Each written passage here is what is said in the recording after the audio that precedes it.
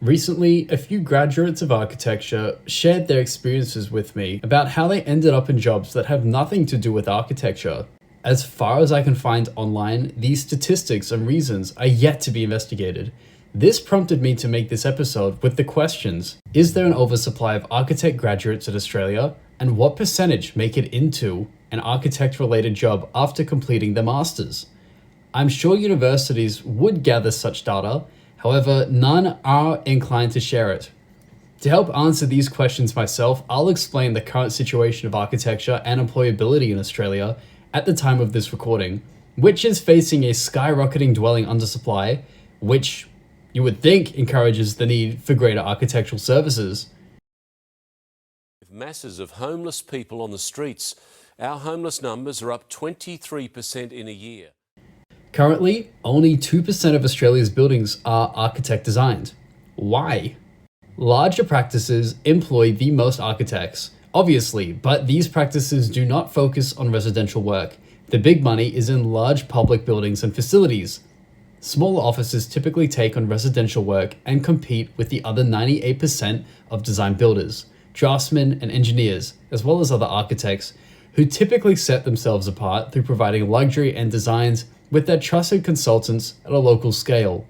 As Australia's population is growing larger, there is a compelling case that we need more architects, as our cities and residential suburbs are now looking like this more commonly. Of course, the town planning or master planning seems to require greater attention. Where are the trees? There is a greater issue that I will touch on with hope at the end of this episode about council's future involvement with the scale and design of future buildings. Or should I say, their proposed lesser involvement to speed up the development application process and allow for higher density living, which councils are typically vehemently opposed to. For the moment, architects' role in shaping the broader community remains a perceived luxury. A snippet from the website Common Edge provides a popular explanation as to why many people don't employ architects. The penetration of architects into the housing market is undeniably tiny. Building Advisor estimates that percentage to be between 1% and 2%. While the vast majority of small architecture offices do residential work, the majority of architects work in large firms, which do almost no residential work. This disconnect between value and architects is a self-created hardship born of our education, culture, and drift to a fine arts-focused profession. Most people have come to believe that architects cannot relate to their domestic issues because the anecdotes of the always leaking roof, big cost overruns, and deafness towards the way a family actually wants to use a house are based in large part on fact. I'll unpack that quickly. Architects dominate the public built environment and give themselves too much praise without seeking public approval. And I've literally seen popular videos praising architecture as successful because their waterproofing failed. Name and shame! Specific to Australia is that the cost of building any dwelling is shockingly expensive. Compare this with a typical design builder. Wikipedia defines a design builder as a project delivery system used in the construction industry. It is a method to deliver a project in which the design and construction services are contracted by a single entity known as the design builder or design build contractor. The unfortunate trade-off to using such services is that they will typically construct as cheap and fast as possible to walk away with a maximized profit, generally speaking. There is an amazing YouTuber called Site Inspections. His videos are incredible at demonstrating how builders in Australia are not meeting minimum construction codes. Employing an architect reduces those chances of such nightmares occurring, as they typically inspect a construction site on a monthly basis. In Australia, new proposed laws are making architects inspect even more, which will add to their service fee, further pricing people out of employing an architect. In Australia, there is the Australian Institute of Architects, who are required to gatekeep who can become a registered architect because people need to demonstrate applicable experience and knowledge. Otherwise, we would run amok with illiterate architects destroying the professional establishment. But I do not think this has anything to do with why there seem to be very few architectural jobs in Australia and the world, which is also only 2% architecturally designed. Could it be that there is simply not enough architectural work? A well-known secret is that the architectural profession has become a race to the bottom in fees. As technology improves, the number of employees needed to perform tasks has significantly reduced. Anecdotally, let's go back only 50 years ago, a time before computer-aided drawing. There would be a room of 50 or so people at the larger firms committed to drawing architectural plans. Fast forward to today, we only need 2 to complete the same task and at a faster pace. Did these draftsmen, and that's what their profession was called, go on to continue architect-related work? Or did they have to upskill, move to something unrelated to architecture? I don't know. There are only opinion pieces about this online explaining how that profession had to adapt or move on, and now there is a tension between draftspeople and architects because architects can do the same work but have a lesser understanding of construction realities. Therefore, senior draftspeople can expect higher wages for their services. The typical structure of an architectural practice is basically a trickle-down economy. I'll be fun and call it trickle-down employability. Either the highest paid have the most influence over a design, which trickles down the ranks to document this with careful supervision, or the larger firms will have groups of teams focused on different stages and tasks of design, such as concept plans, architectural documentation, administration, fees, and even purely marketing roles. If you are a small company, you have to do this all yourself, but the competition is significant. How does a small company compete against the fat cats? Lower fees. While there exists a minority of solo hero architects who can basically charge as they please based on a demand graph, technically the practice of sculpting for fees is not allowed by the AIA. Yet everyone is aware there are architects who can charge $500,000 for the same job another architect might only charge $100,000 for with the same workforce. This rule is a little hazy for me. Hopefully someone can write a better explanation in the comments section. There are many ways architect practices seek new work. Essentially, the goal is to prove their positive communal presence. There is marketing, pro bono stuff, etc. At the end of the day, most architects say word of mouth is the most powerful source for new work.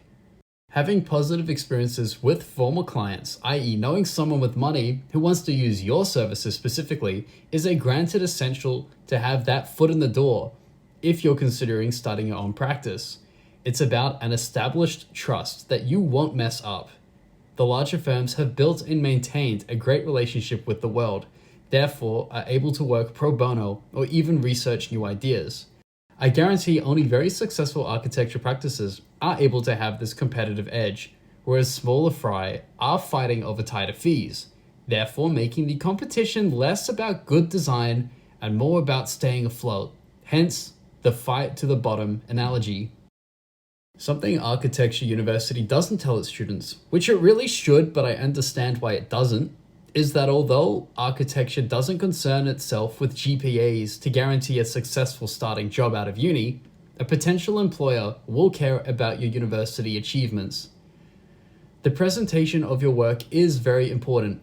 If there were less students and too many vacant jobs, of course companies would take anyone they could get and train them up. But while there is a reliable inflow of new graduates, they can be picky. As companies are looking for ways to integrate AI that reduce the 50 draftsmen to 2 for the same task sort of situation, you really need to demonstrate you're a smart worker and have that design sense. I've laid out the current supply-demand issue for architects in Australia. I've saved the best for last. The future need for architects looks very promising, at least in New South Wales. The Minns government seeks to do something incredible by the end of this year.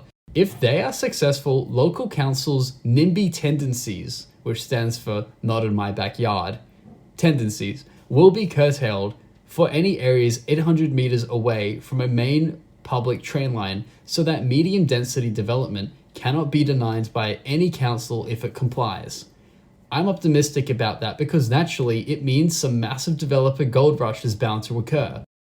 I think this could be bad for housing affordability in the short term, as property owners in those areas will be tempted to sell their property to developers after the land value inevitably increases substantially overnight. Others may hold and sell later as the land value increases as Australia's population continues gaining unsustainably with record low property on offer. But in 20 years, after a lot of redevelopments have occurred near these transport hubs, the goal is that there will be much more housing and therefore the housing crisis should be at least alleviated. I'm glossing over the council's arguments for the ease of this video, but basically, a major concern is it's fine and dandy to double the council's population, but where do the new facilities and local services go? Can the traffic handle this? What of the heritage and planning controls?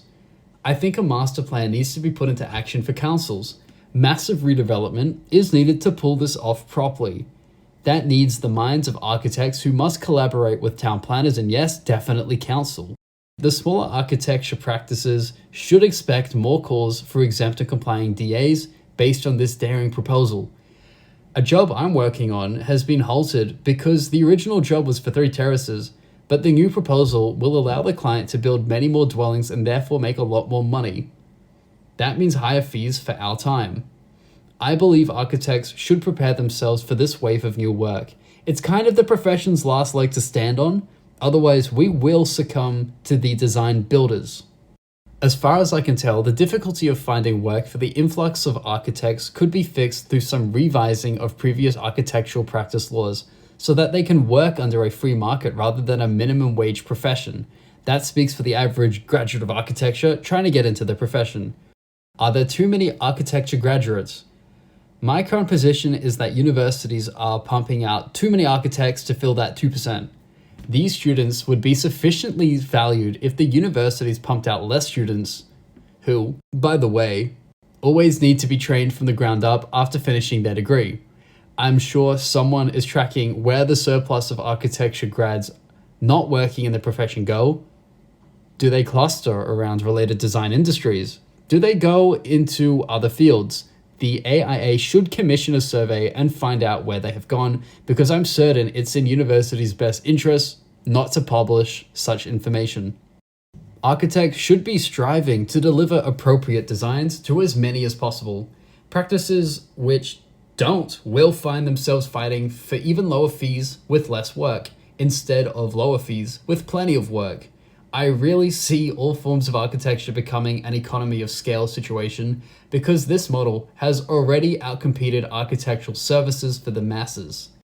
At the moment, there are too many graduates and they're not getting jobs, but that would not be the case if architecture made itself relevant to the other 98%.